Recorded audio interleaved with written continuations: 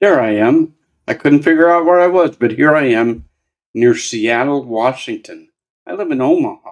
What am I doing in Seattle? Well, we're talking about playfulness this week, and we're having a family gathering. And as we gather here, whether we're watching live or the recording, thank you. I consider you as part of my family this morning. So we're talking about playfulness today, and I am totally unprepared. You can probably tell behind me, it's a hotel type setting. I'm not on my home turf, so I don't have my printer. I don't even know if you can hear me. If you can hear me in the chat, please let me know or comment. And let's see what I can do here. I think I have some of this stuff ready. Uh, Let me know where you're from. I'm in Omaha normally, but today I'm near Seattle, Washington. And if you thought the traffic is bad where you're at, and I've driven in a lot of cities, Seattle can get kind of crazy in certain parts. So, and they don't play around. They really drive. They want to scoot. So today we're talking about playfulness as a love muscle and how it deepens the connections, how it builds trust, how it allows people to feel, to see that you're being vulnerable and how they might be able to feel more vulnerable as well. So when we talk about playfulness, I usually have some printouts here. I don't today, but I have another screen, and I'm going to be checking on some of the things I've written about playfulness. If you follow me on Medium, you can read more there. Every Friday, I write a poem. I'm not going to read you the poem, but you could see it on Medium. But what does playfulness mean in a relationship? When we're playful with our partners, our friends, our family members, there goes that light. This is going to be fun. Um, we create a safe space where vulnerability feels natural, connections deepen. Playfulness can actually reduce stress, break down walls, and reminds us why we enjoy being together in the first place. It helps us stay curious about each other rather than making assumptions and gives us permission to be imperfect and authentic. One of the things I learned from Dick Van Dyke, not personally, but by watching him and reading his books, is he used to say the best laughs were when we surprise people. And sometimes it's not about teasing them. In fact, I don't like teasing. I don't think teasing is playful. It might be manipulative, but the only person I feel comfortable in teasing is myself. But Dick Van Dyke said that surprises often create the best laughter, the best giggles. And if you remember Dick Van Dyke's TV show when he walked into the living room and stumbled over the footstool or ottoman, um, that was a surprise. And then pretty soon we were expecting it. And that's when they changed the opening to where he sidestepped the ottoman. So a lot of surprises are playful, especially if they're healthy and clean. And research shows that couples and friendships that play together will stay together longer and actually have better satisfaction. You look forward to being with somebody who is more playful and laughs a lot and giggles a lot and smiles a lot. Um, Playfulness also builds emotional resilience so that when tension rises, you're looking for that play and you're looking to get back to that. So, how do you strengthen? What kind of exercises can we take to strengthen our playfulness and that muscle? I would suggest start small and be spontaneous. If you think it's bad, don't, right? If you think it's going to be dirty, just don't. Um, it's like the preacher getting dressed for his final sermon, and he yells downstairs, "Martha, where's is this yellow shirt clean?" And she said, "Well, Frank, if it's doubtful, it's dirty, so don't." and I've taken that to heart, and I kind of use that for a lot of things I think about saying. And if I hesitate, I honor the hesitation by halting. So start small, be spontaneous with your playful attitude. Look for little moments of play throughout your day. Send a silly text, make up a random song with weird rhymes while you're doing dishes, and surprise people just because. Playfulness thrives on spontaneity. So don't really overthink it. And if you're at work, be careful and be clean. And again, the only time you want to tease somebody is yourself, because at work you do have to be a little bit more careful. Is a good word, an appropriate word, but you could still be playful. Just make sure you aim things at yourself and be a little bit self deprecating. Don't cut anybody else down. Embrace shared adventures. Try new activities together. Um, if you have an opponent or a situation, make it a common situation that you're teaming up to battle against, not a person, but a circumstance. And team up and have fun with it, play with it. Create rituals of fun. Establish regular, playful traditions that are uniquely yours. Maybe it's a weekly situation. Maybe it's a game night. And there are different types of playfulness. One is physical. One is verbal. Another one is just spontaneous. What do you want to do? And go do it. Practice playful communication. Use your humor appropriately. As I said, never at somebody else's expense. Um, it's never good, and you don't know how it's going to how the other person's going to respond, especially when there's an audience. Don't cut somebody else down. That's not playful. It borders on being mean. Um, don't be afraid to be a little goofy or a lot goofy. Again, be appropriate in public, but you can definitely be goofy and let your hair down if you have any. Playful banter and gentle teasing can actually increase intimacy, and just stay curious together.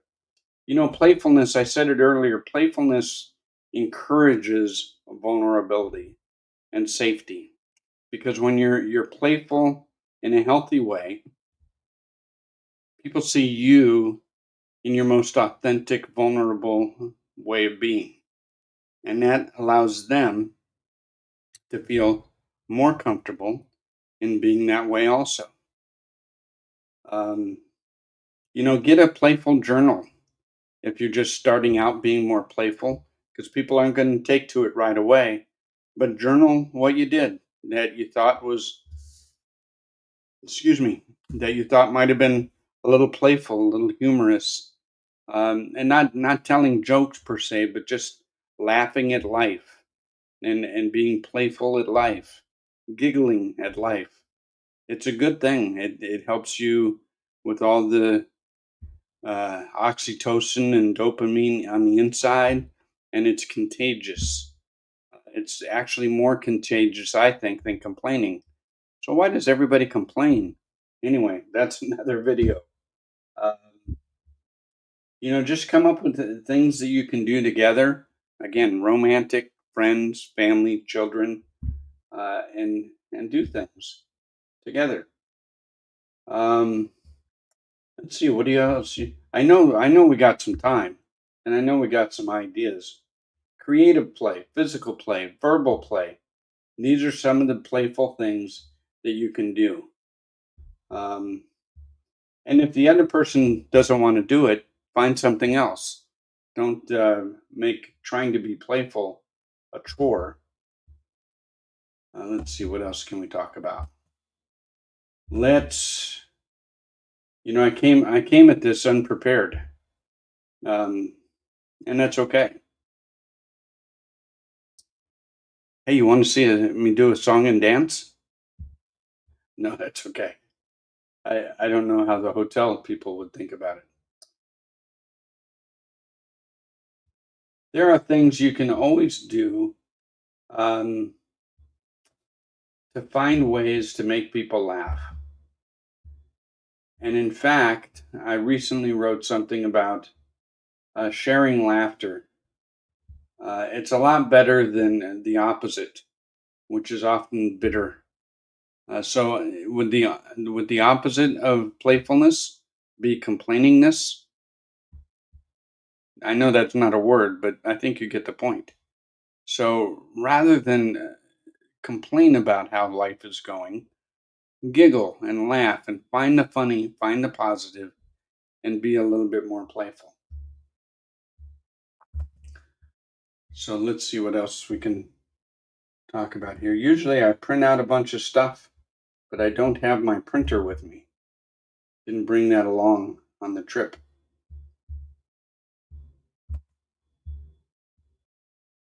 Oh, I know what we could talk about. One of the things I want to talk to you about is starting on August 1st, we're going to have a new video series.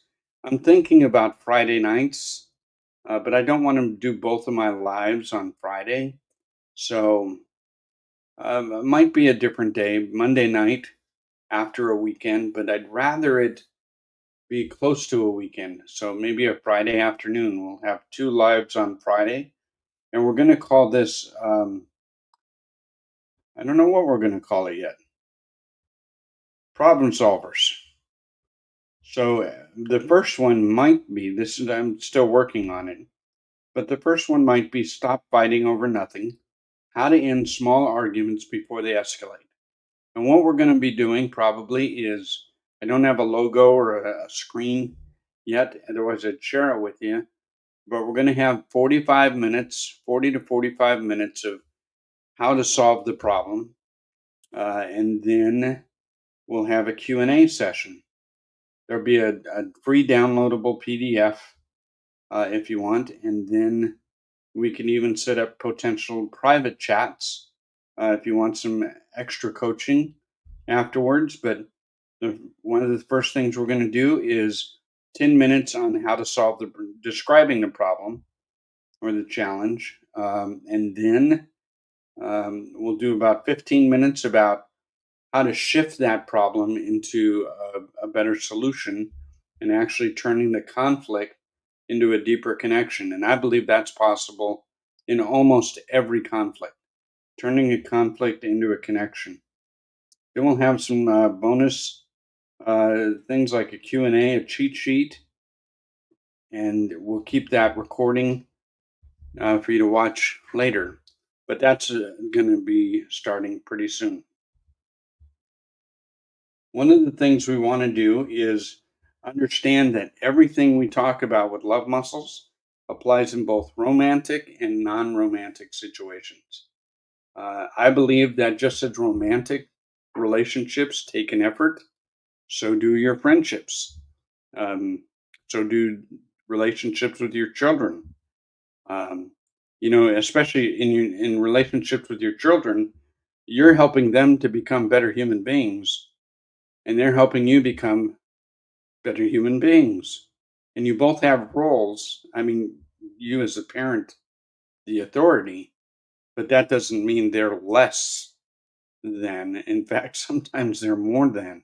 They're more honest, they're more authentic, they're more real at face value. And they play really, really well most of the time. About what age do you think that playfulness goes away with kids? Do they stop being playful at home or at school or through their peers? But at some point, we lose the playfulness, I think. Um, so let's see what else here. So let's talk about what is playfulness when you have a loving relationship.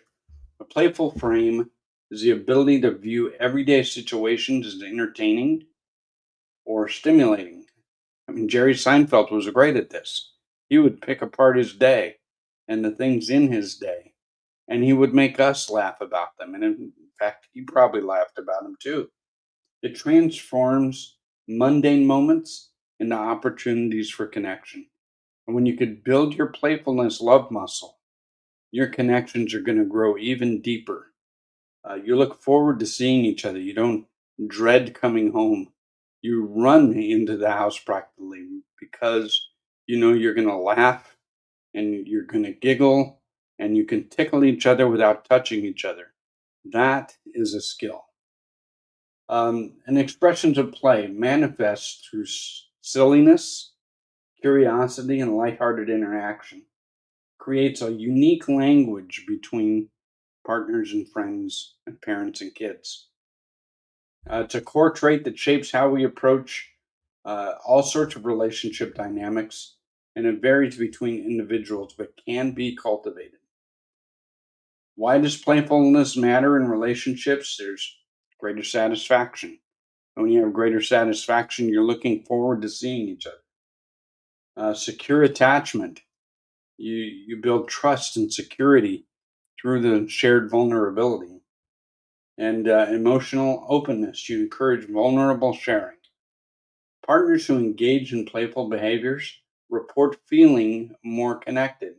This foundation of trust creates space for authentic appreciation. There's some science behind playfulness too. The cortisol reduction um, decreases by 23%. That's your stress hormone. And in playful interaction, your stress and tension go way down. There's a 40% rise in oxytocin, and this increases the bonding hormones, the connection through physical play. And there's a 31% jealousy decrease because uh, the emotional jealousy in playful couples pretty much drops to nothing. Playfulness is a conflict diffuser. It lightens tension. You solve problems together. You reconnect. Uh, Everyday play, such as doing the dishes together, sharing the chores, and playing while you're sharing the chores, things go by faster, and you create great memories. Exploring together, take a hike, go on a trip, make sure you stay healthy, and then gamifying routines.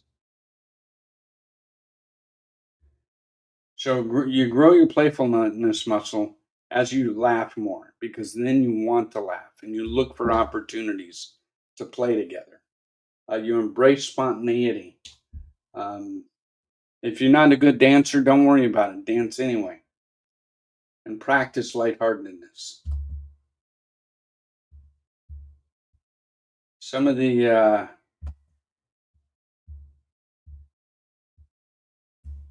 one of the things I wanted to share with you, if I can find it, is the Build Better Love Muscles course. There's a link down below, or you can go to learn.buildbetterlovemuscles.com. And all these love muscles are right there. And we go in great detail with video and uh, PowerPoint slides, text based learning. We haven't developed the quizzes yet, but they're coming. And this online course, the beauty of it is you can pick any one of these. We've divided the course into 4 sections. Last week, we had a couple of connection builders. I think awareness was last week. And then this week, um, I think playfulness is right there. Second one on the left, right under vulnerability. So this is a growth and joy activators. And vulnerability, playfulness, commitment, that's all in there. But these are all part of the Build Better Love Muscles course. And I highly suggest it. Um, you can go to learn.buildbetterlovemuscles.com. So I appreciate you coming today. This has been a short live on the road where we're playing as a family and as viewers. And I appreciate you coming. I love you, and we'll see you next week. Now, next week is intimacy, and there's so many different kinds of intimacy. We might go 2 hours. We won't, but there's emotional intimacy, there's physical intimacy, there's spiritual intimacy, conversational intimacy. Do you talk good? Do you get real tense when you're talking with your friends or your lovers? There's financial literacy or intimacy. Do you get along well when you're talking about finances? Um, so intimacy is a heavy load that we can divide into small components and talk about next week. I appreciate you watching this video. I'm going to get back on the hills. Um, we're visiting Whidbey Island and places like that. So I appreciate you coming. I'm going to go play. Talk to you next time.